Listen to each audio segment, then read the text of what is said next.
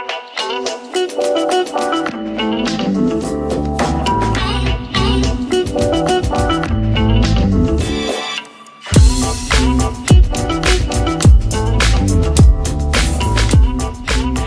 friends, it's Debt-Free Friday time.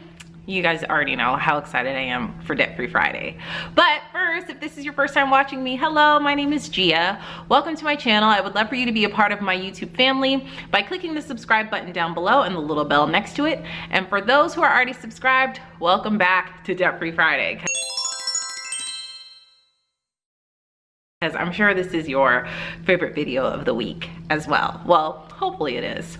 But anyway, today on Debt-Free Friday, we are doing rapid fire 10 things you are doing wrong with your money, okay? Or should I say 10 things that maybe you're not doing with your money that you should be. And it's kind of just rapid fire. I'm just gonna be throwing them at you. And I want you to tell me after I'm finished, you know, what are some of the things that you think you do wrong with your money or that you think people typically do wrong with money. These are in no particular order. I just made a list and we're just gonna run right through them. So let's get started. Number one, not investing.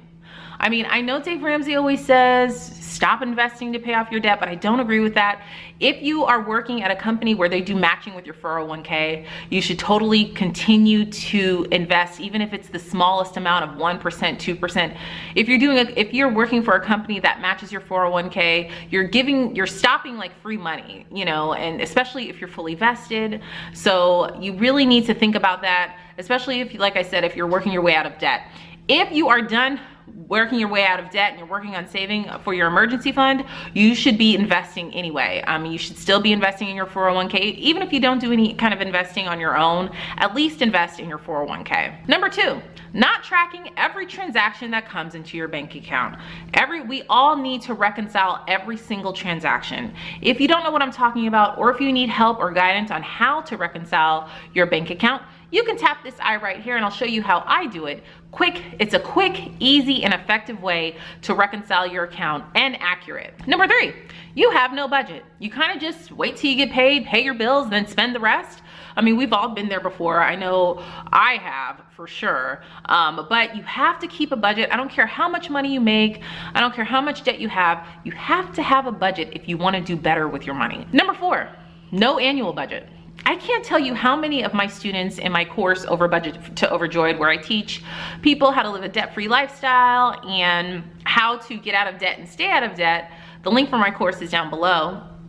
But I can't tell you how many of my students tell me, wow, that was an aha moment for them when they realized how important having an annual budget is. You gotta have an annual budget in order to look at the bigger picture to see how close you are coming to financial freedom. So if you've never made an annual budget before, I highly encourage you to do that. It's a great way to see how close you are to your goals. Number five, not calculating your net worth or not knowing what your net worth is. Even if you think it's in the negative, you should still at least know what it is so that you could work towards getting it better, to getting it in the surplus side, to having a certain amount for retirement that you want to have by the time you retire. Calculating your net worth will help you with that. I think it's important that everybody knows what their net worth is. Like I said, regardless of your income level or regardless of how much debt you have, you should at least know what your net worth is so you can know if you're getting closer and closer to your financial freedom goals. Number six, keeping revolving debt. That means just carrying over your debt balance each month as the interest keeps growing. It's like consumer debt, just keeping consumer debt weighs you down. You gotta live a debt-free life, guys. You've got to be consumer debt-free. Like I said, I talk about that quite a bit in my course. I teach people how to do this in my course. But if anything, you've got to work your way out of that debt. Try to knock it out as fast as you can. There are several different methods that you can do to do that, but I highly encourage you to get out of that consumer debt. Number seven, not having an emergency fund.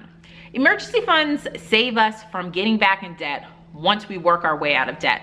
Having an emergency fund fully funded, it's like a security blanket for you and your family. It's almost like your own insurance policy, so that if something happens, you just turn to that cash flow that you have to help you get out of the situation. So once you're done paying off your debt, you should definitely work on trying to create an emergency fund. Number 8, buying last minute and not planning.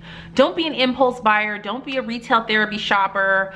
You definitely want to think about your purchases, no matter how big or how small. Think about your purchases and plan them out, because when we tend to impulse shop, we tend to overspend. So try not to impulse shop and really plan out all of your purchases. Number 9, this is a big one. Engaging in luxury creep or keeping up with the Joneses. That is detrimental to you, not only financially, but mentally. Okay, that's when you start getting into that comparison trap and comparing yourself to other people and trying to prove your wealth through cars and clothes and handbags, just silly things that does not equate to wealth. You definitely don't want to do that. You don't want to carry any of those habits that keep you broke. I made a video about that. You can tap this eye right here, but do not engage in that stuff, guys. It's so bad for you, not only financially, but like I said, mentally. You don't want to fall into that trap. It's just a trap to keep the middle class in the middle class. You know, prove your wealth in your bank account to yourself, because that's where it counts. Number 10, not remembering that every penny counts. On our journey to financial freedom, every single penny that we spend counts, okay? Make your money work for you instead of you constantly always working for money. Every penny counts. What you do with your money counts, and it's really important that you make the right financial decisions. So that's it, guys. Did I leave anything off the list? Leave a comment down below and let me know, what are some of the things that you see people do that's really bad with money? You know, leave a comment down below and let me know. Thank you guys so much for watching. If you haven't hit that subscribe button yet, tap my picture up above, and you can also check out my previous video right over here, and all my social media links all listed down below. Thank you guys so much for watching, and I'll see you in the next video. Bye. Have a great weekend.